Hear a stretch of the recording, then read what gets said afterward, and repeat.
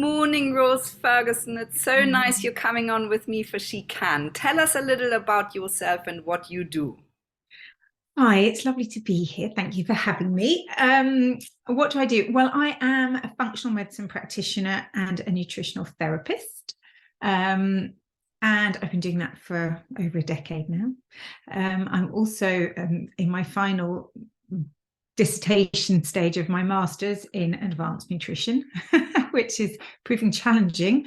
I have three girls. I modeled for a long time. I still do every now and then. I dust myself off and go in front of the camera. But yeah, that's kind of, I mean, my day to day is I have a clinic. I write quite a lot I write for Vogue. I consult for companies as well. But my rock of my work is my clinic. Rose, and I know that you are a successful podcast host that you do Yes, with a indeed. friend, Yes, indeed. and you are also a founder or co-founder of a brand called Filth.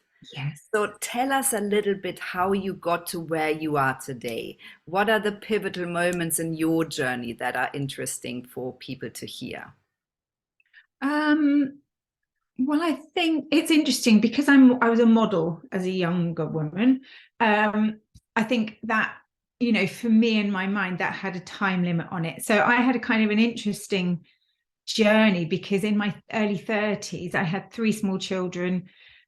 And around 32, I started I didn't want to travel anymore. So it's a weird one being a model because, yes, you can carry on for a long time, but I didn't want to travel. So I sort of had to pivot and start a new career. Um, and I'm sort of grateful for that actually, because it's nice to be doing multiple things. So that was kind of a big thing, I think, having the three young children and a career that meant I had to travel. I didn't want to travel. I wanted to be there for them. And so that was a pivoting point. And it was sort of like, okay, you're going to have to go back to school. I like to work, I was never going to not work.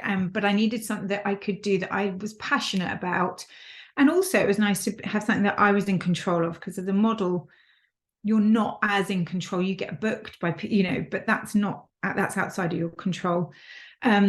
So that was kind of a big change for me. I think the fact that I ended up doing nutrition comes from way before, because my family are all holistic practitioners. My mum is a kinesiologist. My grandmother had a health food store. I was surrounded by homeopaths. I grew up in a very alternative medicine world, and I think nutrition became my medium, because I was fascinated by what you put in your mouth and how it makes you feel, and I think also that was driven by, also, when you're responsible for what you feed your children, I wanted to understand it a bit more. I actually have to say, at the time, had no idea how scientific it was. I am not a science brain. I'm now doing an MSc. It is, I sort of just wanted to know why you eat blueberries, and suddenly I was learning about enzyme pathways and things like that. So I bit off more than I could chew, but I am very passionate about it and I love what I do. Which is even more inspiring because you do something that maybe wasn't naturally sort of your thing. Rose, I know that you have really carved out this corner for yourself. You're very successful in what you do, and you have the Rose Ferguson method. So tell us a little bit more about that. Yeah, so the Rose Ferguson method is, it's a when I work with people in clinic, it often happens. What I realized was that people tend to, you can make someone feel better in 3 days. You can make someone feel better very, very quickly. But whether that is sustainable, that's the question. So what would happen is I'd see people, they'd feel better. And then you'd start realizing that what happens is just a yo-yo, basically. They'd then feel bad, they'd come back. So the Rose Ferguson method is a much more in-depth, it's a 6-month program. It's usually used for people whose health is not great, so somebody who's really struggling with type 2 diabetes, someone whose thyroid is incredibly not working well, or someone whose hormones, or something that's a little bit more complex. Having said that, I think people's eating habits now are so cyclical. You know, people are really good for a while and then they're really bad. And actually that disordered eating pattern, I honestly think it's most people in one way or another. So the Rose Ferguson method is there to help people re-educate, relearn, rebalance, so that they're not on that roller coaster the whole time. So it's really a lifestyle change. It's a lifestyle change. And by working with someone very closely for a long period of time, you can identify things, triggers, you can identify where they struggle, because you don't want to make it unsustainable and you need it to work in their life. And you also need to get to the root cause. So if somebody is really stressed, they're not ever going to feel their best. But the way to deal with stress is a very sort of, it's not quite as exciting as people want, you know, it is things like meditation, breath work. It's those little things. And so that's the Rose Ferguson method, is about having the time with someone and the constant interaction with someone to get those little things working. Rose, and you wrote a book called Juice. Tell us about that. It's so funny. It's such a long time ago now, but I love my juice book. Well, juicing is something that I think goes in and out of fashion. I find it very useful. It's a very useful tool for lots of people, you know, especially sort of if you're thinking about elderly people who have trouble breaking food down. Juicing can be a great way of getting nutrients in. So I wrote that, and I spent a lot of time testing juices. I really liked writing that book. I think it's really the thing that I wanted to do in that book, which I think I hopefully did, is in each section it explains about the nutrients that are in it. It explains why they're in it. So I'm a big believer in educating. You know, it's not rocket science what I do, but it's just people. I don't think it's put in a simple way often. I think it's made to seem very like unattainable for people. It's not. So that was a big thing for that book, was to make sure that there was lots of information and explanation about why I'm saying, you know, I don't know, put ginger in your juice, whatever it is. I think actually, personally, I think it's getting harder, Rose, because there is so much misinformation out there and we don't know anymore. I mean, I literally think that I'm at a point now, you know, midlife, over 50. I thought I knew what was good. I really think I don't know anymore because there's so much information out there. And I don't know, I'm not a nutritionist, I'm not a functional medicine practitioner, right? So when you're not in the field, really, I think it's becoming more difficult, which is why your podcast, I think, is so great.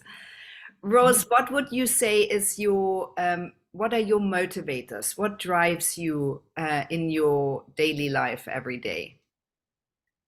Well, I'm really passionate about sharing information. So I feel I'm very passionate about doing that. And so that's why I put out so much content on Instagram. I'm also passionate that people should do what they can, you know, but I'm you know, so I feel really strongly about the wellness industry being an elite sport, you know, where it's sort of like the domain of the yoga bunnies. It's not. You should, everyone, it doesn't mean you have to look good in lycra feeling well is personal to each person, and as I say, it's not rocket science. So I'm very, very motivated to try and relay that to people. I feel really strongly about that. It really winds me up because I think it is. People think it's expensive and not for them, but actually, and the wellness industry makes so much money. People make so much money out of people's uncertainty and lack of confidence around eating. Yeah, it's not I rocket think science. it fuels all the insecurities almost more than it helps often. Often. So thank you for your service there, Rose. Rose, what would you say is your superpower or the quality that you have that makes you good at what you do? I think for a start, I really, you know, I think I had imposter syndrome when I started. So I really went to town on the education, which is why I would have now spent 9 years out of the 13 doing educating. I did 3 years of nutrition, 3 years of functional medicine, and now 3 years of a master's. But that is driven by the fact that I want to know what I'm talking about, so that when I talk to everybody else, what my superpower is, I'm really good at disseminating what I've learned. So I can read a science paper and I think I'm quite good at explaining to somebody how it fits for them, rather than making it seem too sciencey or complicated. I think that that's one of my superpowers. I think that I'm quite intuitive when understanding what someone needs, what will work for them. And I think that's probably why clinic is so strong, because I make it doable. And I think that's I think from talking to other practitioners, they'll write pages and pages and pages of notes that people just won't do. They won't comply with it. So I think that that's probably one of the things I'm pretty good at. Oh, thank you. Rose, what would your top tips be for women on their wellness journey? What are the sort of top things that you do that you think really work for everybody? Well, I think the small step idea is really good.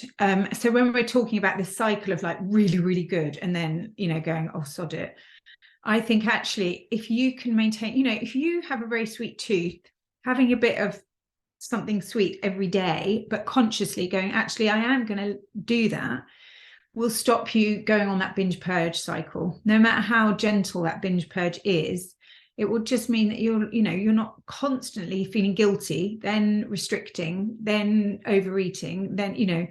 So I think I think small steps every day can make a really big difference. And then it just becomes part of life, rather than these huge commitments that people make to, I'm going to go to the gym every day. I'm going to go, have a little cold water shower for 10 seconds instead of going plunging into the North Sea. Then it's sustainable, doable. And I think for me, those are the things that I do every day. Obviously this is what I do, but I'm quite consistent. But then I also have a pizza, and I like to have a glass of rosé. And I'm not actually a sweet tooth kind of person, but I do quite like pizza. And I like ice cream sometimes too. But it's just the majority of the time being pretty good, and then a little bit of not being good. It's good for the soul. Rose, and what would your plans or dreams or goals be for the future? So, well, I've got my exciting thing that I'm working on at the moment is I'm working on an app. So that hopefully should be ready later this year. Just so that, because what I've started doing is doing plans online and doing Zooms with groups of people. And this is what I love about my job. I love like the community. And so I've done a few of them, and it's really fun because everyone talks to each other. I do a Zoom, I go onto the WhatsApp group every day and answer as many questions as I can. And so that sort of idea is going to grow into an app, which is going to not be very expensive. I'm going to try and keep it really just so that there's every month there's Q&As, and that I have direct contact with a large group of people. So that I'm really excited about that, and that should we're hoping for later this year. Amazing, Rose. Thank you so much for talking to me today. It's been so nice to see you. Thank you for having me.